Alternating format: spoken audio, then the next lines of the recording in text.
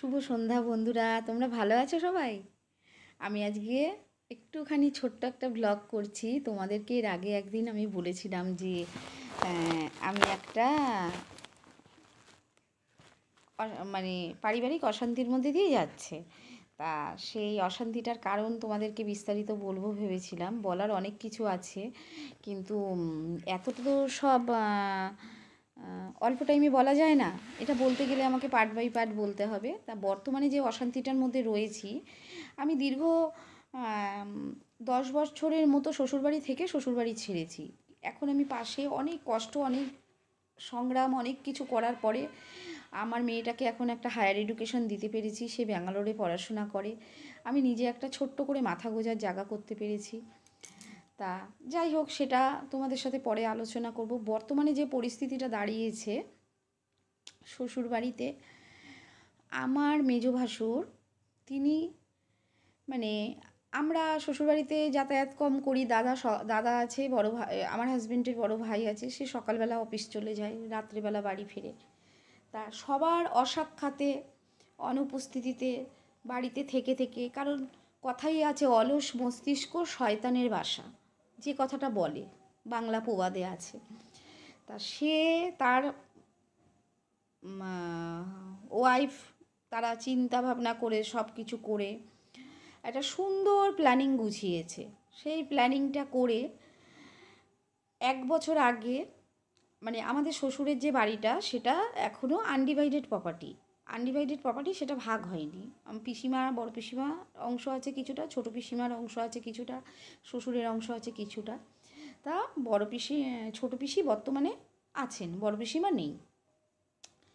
তা যাই হোক, তাদেরকে বুঝিয়ে গুছিয়ে, তার ছেলে এখন উপযুক্ত হয়েছে, ছেলেকে বিয়ে দিতে হবে, তাদের নানান প্ল্যানিং। ওখানে আমার যে নিজের উপার্জন পয়সার ঘর, রান্নাঘর সব কিছু আছে, সেগুলোকেও কি করে সমস্ত দখলদারিতে নেবে, সেই প্রচেষ্টা পুরো বাড়িতেই নিজে চালিয়ে যাচ্ছে রাজ।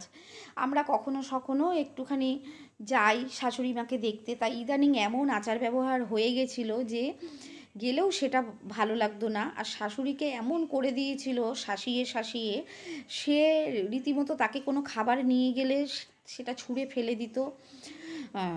কোনো কিছু নিয়ে গেলে ছুঁড়ে ফেলে দিত। সে আমাদের সাথে কথা বলতে ভীতগ্রস্ত হতো।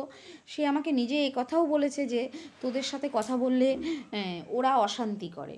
এই ধরনের ব্যাপারও, মানে তাহলে বুঝুন মানুষটা কোথায়, তার মাতৃত্ববোধ কোথায় গেছে। তাকে যদি আমার বাড়িতে নিয়ে আসতে চাই, সে আমার বাড়িতে আসতে পারবে না।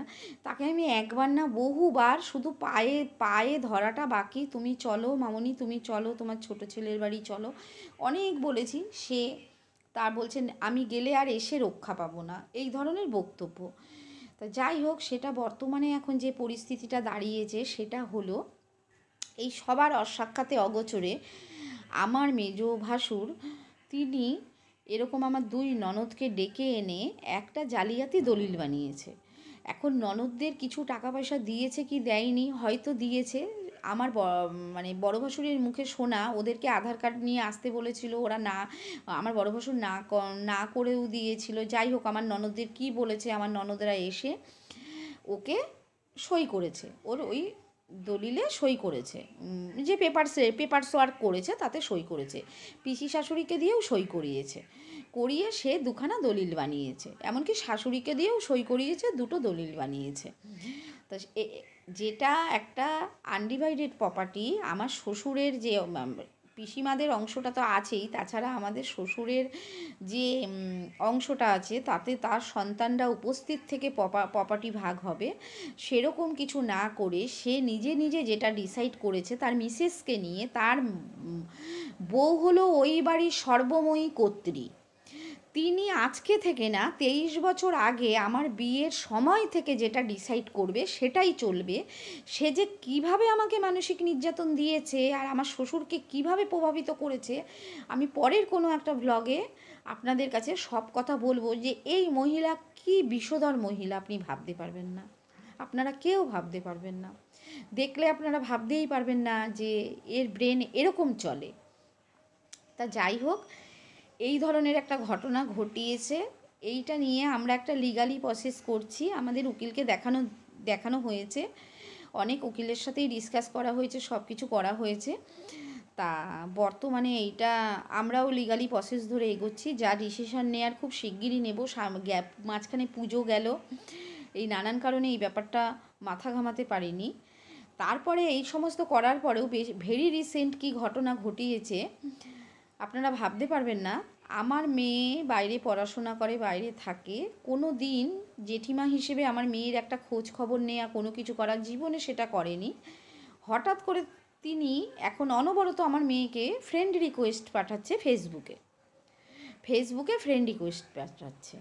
তা সোশ্যাল মিডিয়ায় আমি এইগুলো আজকে তুলে ধরছি তার একটাই কারণ, এখন আর ওদের সাথে আমাদের নিজেদের জনের মতো ব্যাপার আমি অনেক মেনটেন করেছি, যে না ওরা আমার নিজের জন, কিন্তু সেই নিজের জনের জায়গাটা ওরা আর রাখেনি। ওদেরকে আমি আর নিজের বলে ভাবি না। এখন যেটা আমি যখন মনের কষ্টের কথা, দুঃখের কথা, যেটাই হবে, যা সমস্যার কথা, আমি সোশ্যাল মিডিয়ায় এইভাবেই জিনিসটাকে রাখবো। তাই এই ছোট্ট ভ্লগটা বললাম।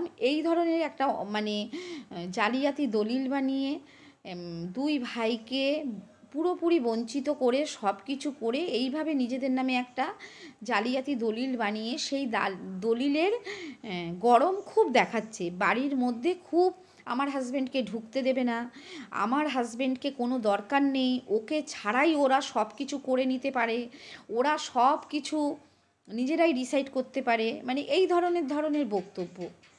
তা যাই হোক, আমি এই ছোট্ট ভিডিওটা দিলাম, সব কিছু বললাম।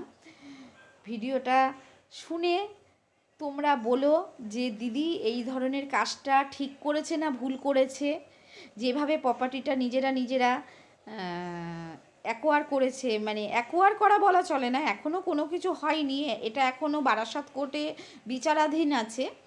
যে এইভাবে যে লিগাল প্রসেসটা করেছে, কোনো উকিলকে দিয়ে একটা দলিল বানিয়ে নিলেই তো হয় না, নিজের ইচ্ছে মতো টাকা দিয়ে কিনে কেটে সেটাকে পুরো রেকর্ড থেকে শুরু করে এভরিথিং করতে হয়। আর আমার শ্বশুরের প্রপার্টিতে আমার হাজব্যান্ড, আমার বড় বাসুরের পুরো লিগালি সবটাই অধিকার, এমনকি আমাদের বড় পিসিমার সম্পত্তিতে। ছোটো পিসি কী করবে সেটা সম্পূর্ণ তার ব্যক্তিগত ব্যাপার। হ্যাঁ, কিন্তু ছোটো পিসিও যে আজকে এই ঘটনা ঘটিয়েছে, যে ভাইপো দীর্ঘ 30 বছর মদ খেয়ে দিন কাটিয়েছে, 15 বার হোম থেকে ঘুরে এসছে, তার এই উদার ভালোবাসা এই ভাইপোর প্রতি, তা আর এই ভাইপো বউয়ের প্রতি যারা রাতের ঘুম কেড়ে নিয়েছিল, এটা আমি বুঝতে পারলাম না।